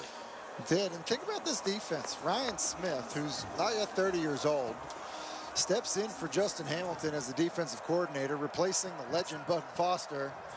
And they've played great tonight on that side of the ball.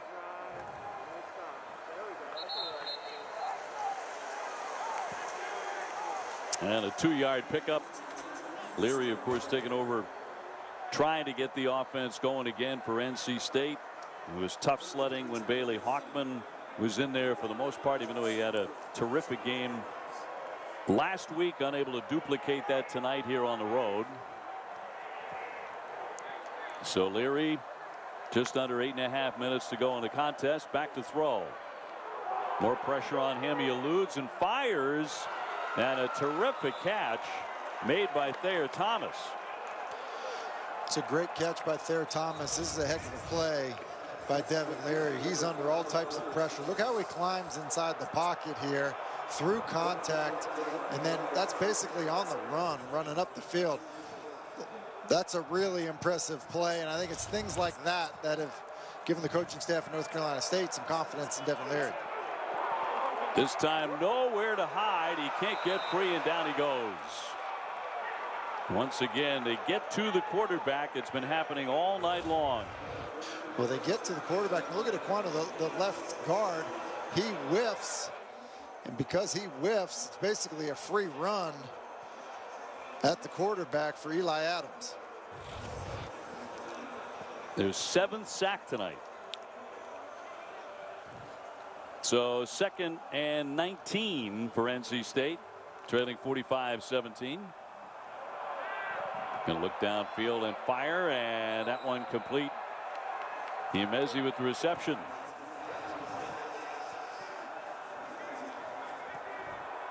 So we'll gain 9 yards on that one.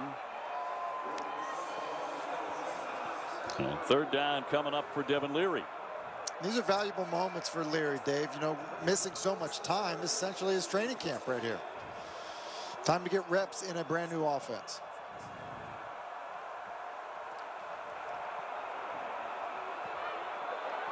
Stepping up again. Quick toss out here to Houston. Stopped by Holyfield. And by Murray, who's been pretty much everywhere tonight. They'll gain 7. 4th down and 3. And again, the tempo is not the same, but at least getting reps in the offense on a 4th and 3. It's getting a well-free safety blitz from the bottom of your screen here, unless Ryan Smith checks out of it.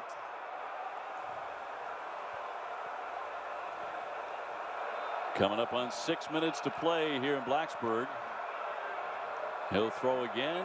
Got that pass off. He hit the tight end Angeline, who was tied up by Jenkins, but that picks up 6 yards.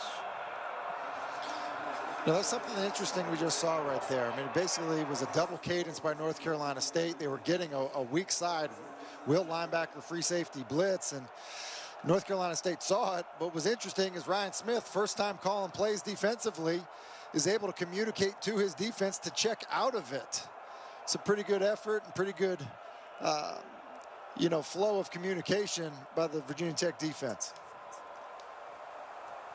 Houston finding a hole there for a moment on the left side. He is stopped after again a 3. It's kind of what I'm talking about. A little visual here. Here's the snap. See Holyfield. Yeah, he was the will. Prior to that, the will free safety were coming. They had checked out of it, and it was because Ryan Smith was able to get a call in. Kind of an encouraging sign, in a season where you may be forced to have guys out of their original role. Time to throw, and another completion. That is to Parham, the fullback, who rolled out a couple of times last week to catch big gainers. They will use him, and that's 13 yards.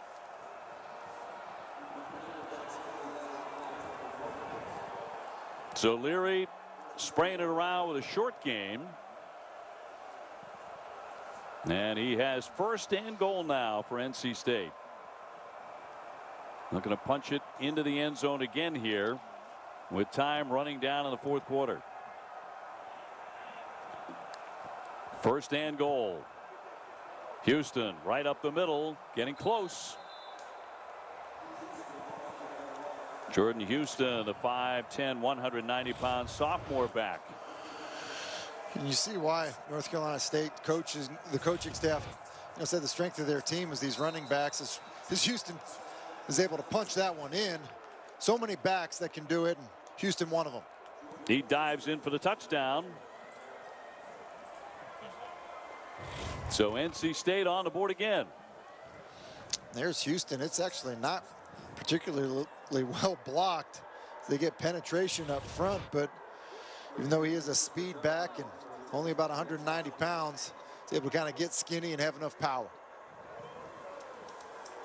4:03 remaining here at Lane Stadium. And done on for the extra point. It is good.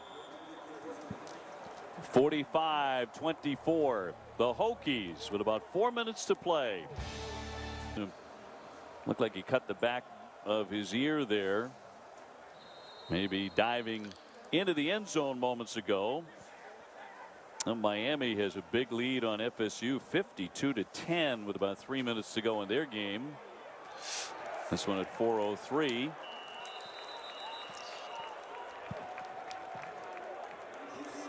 So the onside kick to try and recover and get a little bit closer here. Running on the field, the kick was batted backwards out of bounds by the receiving team. Big team's ball at that spot, first down. It's a great play by Robinson. As you kind of see him here, the ball goes up. Look at this little, get that thing out of bounds. Back a little bit, but that's all right. Maintain possession, which is what you want to do. And there you go. Another special teams play by Virginia Tech, Dave. Surprise. Plenty of those again tonight. First down and 10. And the official stopping play here with 4:03 to go. And getting together. Please reset the game clock to 4 minutes and 2 seconds. Ball was touched inbounds during the kick.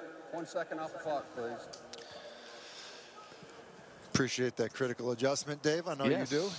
1 second to 4:02.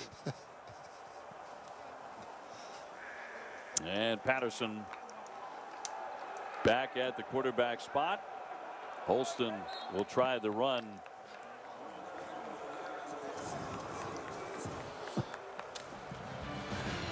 ACC football coming up next Saturday. The triple header beginning at noon. NC State against number 21 Pitt. And number 20 Virginia Tech taking on Duke at 4 o'clock, followed by number 1 Clemson and Virginia. Our ACC net primetime football at 8 p.m. next Saturday. And then Clemson and Miami in a couple of weeks. So some good ones coming. Some good ones coming, and I think a lot of good quarterback play on display each and every week. Another one here with Patterson. I was going to make the point earlier that, Bud Foster would have loved this guy as a defensive end or a linebacker. I mean, picks up 9 here. Almost anywhere on your defense. Yes. Or in your Defense offense or for offense. that matter. Yeah. Right. I mean, it's interesting. I mean, for all intents and purposes, this is third string quarterback. We got Bud Foster with a nice seat here tonight, but Patterson, and I think Justin Fuente made a good point, is he's just ready when his number was called, and to think he was the third guy, he certainly was ready tonight. That's not easy, but he delivered. And for Holston, hits the 20, stayed up before he is pushed out of bounds. He will gain 23 yards with that rush. I think the other thing that I probably need to point out is this offensive line for Virginia Tech as Holston gets to the perimeter once again. They've got some experience on that left side. They've played some freshmen a year ago that, I think, could end up being really good players. Nestor, 74, who's in at right tackle right now. He had a heck of a block down in the goal line.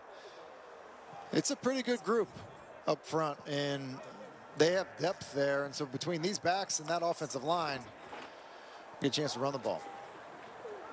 Holston trying to cut back inside as time begins to expire here. 1:46 on a running clock, and a 45-24 lead for the Hokies, who have never trailed in this game against NC State, and they have rushed for over 300 yards now. And you think, Dave, Justin Fuente talked about, well, if we can just kind of get through this, get to the Duke game, then maybe, we maybe be through the virus, the way that it's kind of hit our offense, hit our defense, hit our coaching staff, get to the other side of it, and might feel pretty good about your situation. Patterson straight ahead. Boy, he does so much damage. At his size, 240 pounds, he gains 8. And just you'd hate to be in the hole and meet him there. I mean, good night. You know, Boyd gets there, but you usually say low man wins. Not when you're trying to tackle Quincy Patterson at 6'4", 240, and he kind of hobbles off the field. It's one of the reasons why Cam Newton, you know, is such an effective red zone runner. Patterson looks like that. So down to the 1-yard line, looking to punch it in again on 1st and goal. He's going to take a knee instead. So deciding not to go for it there. And that's how this one is going to end. Virginia Tech 45 and NC State 24. That will be our final score tonight. We've got the huddle coming up next. And the Hokies have to be delighted, Tim, with everything they did here tonight. Certainly an impressive performance on both sides of the ball. They had to wait long enough to do it, but they delivered.